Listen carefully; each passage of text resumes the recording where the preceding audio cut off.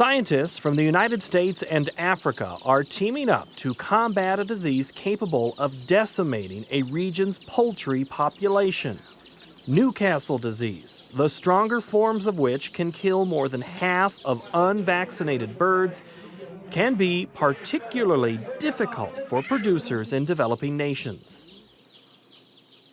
In most cases, the real target for this work is going to be the smallholder farmers and the villagers. And so they're really having quite marginal both economics and nutrition within their family. And so if they lose half of a good protein source that they were going to depend on for that whole year, it's extremely devastating. The U.S. Agency for International Development's Feed the Future program has awarded the scientists a $6 million grant. The team will study the genetic makeup of various chickens to determine what particular genes make some poultry more resistant to Newcastle disease, the #1 health issue affecting poultry production in Africa. Newcastle disease is a respiratory illness. Its symptoms include swelling around the eyes and twisting of the head and neck. The virus causes only mild symptoms in humans, namely pink eye. According to the World Animal Health Information Database, nearly 150,000 chickens and other domestic birds died of Newcastle disease over the past 2 years. Another 1.5 million were destroyed or sent to the slaughterhouse to prevent the spread of the disease, which is highly contagious in birds. Cyprus, Israel, and Libya are among the countries affected recently. The last outbreak in the United States, just over a decade ago, affected poultry in Arizona, California, Nevada, and Texas. More than 3 million U.S. birds had to be destroyed. Live bird markets, such as this one filmed by the research team in Tanzania in early 2014, bring poultry from various villages into contact, helping spread the disease. The weaker forms can be relatively well controlled with vaccination, and routinely in the U.S. vaccines are used to protect poultry against this disease. But in developing parts of the world, there's not enough infrastructure, or there may not even be the pennies needed to buy a vaccine to protect the birds. In addition to Iowa State University, the 5-year study includes scientists from the University of California, Davis, the University of Delaware, and in Africa, Sokoine University of Agriculture in Tanzania and the University of Ghana. The team will first study 2 lines of chickens: Leghorn, which are commonly used for egg production in the United States and are more susceptible to Newcastle disease, and Fayumi, which have origins in Egypt and are relatively resistant to the virus. Researchers are trying to pinpoint the combination of traits that appear to correspond with greater resistance. They will then analyze the DNA of individual chickens to understand how these seemingly relevant traits are passed on genetically.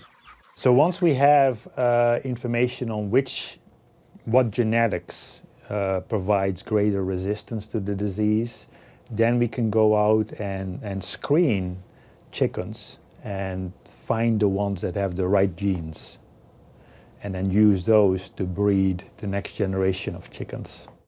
The scientists are looking for the same genetic makeup among African flocks in Africa to avoid introducing a breed which may not be as well adapted to the environment, or with which African farmers may be unfamiliar. The team plans to also consider the chicken's resistance to heat and drought. They are interested in being sure that agriculture is ready to respond to the climate change, which we anticipate is coming, which will probably have more heat episodes in them. Scientists say this type of genomics work will likely lead to greater precision when breeding all kinds of livestock. It is a new field, but it's very rapidly developing. The human genome was sequenced. The chicken genome was sequenced in 2004. The chicken was the first livestock species for which we got the whole genome decoded. It's all within the last decade that things have started, but it's developing very, very quickly. Feed the Future, a U.S. government global hunger and food security initiative, is trying to emphasize genomics research in both crops and livestock. We have had livestock and animal science research in our portfolio for many years. However, recently we wanted to increase our investment in the animal science area. And so this year we awarded 2 new Feed the Future innovation labs, one focused on poultry and one focused on a livestock vaccine. And it's an area we're considering and thinking about how to strengthen our investments to ensure that households across the countries where we work have access to foods that have that high density of nutrition. In this case, the more resistant chickens will be provided to villagers in Africa, typically in association with a school. The children, as well as local women, will be trained on proper care of the birds. Livestock in general, not just poultry, are kind of an investment. They're kind of, you can almost see them as a walking bank account. African women are more likely to be responsible for poultry rather than large livestock, and this research may ultimately help protect a source of income important to them and their families. Increasing our investments in productivity of animals and of fish is a way to both address nutrition, but also recognizes that animals are often a major asset to a household.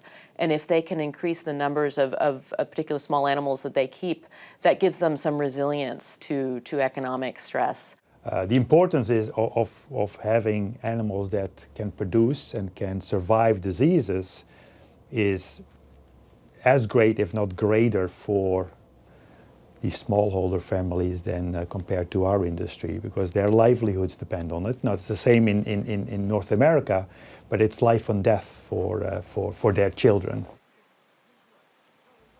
For Market to Market, I'm Paul Yeager.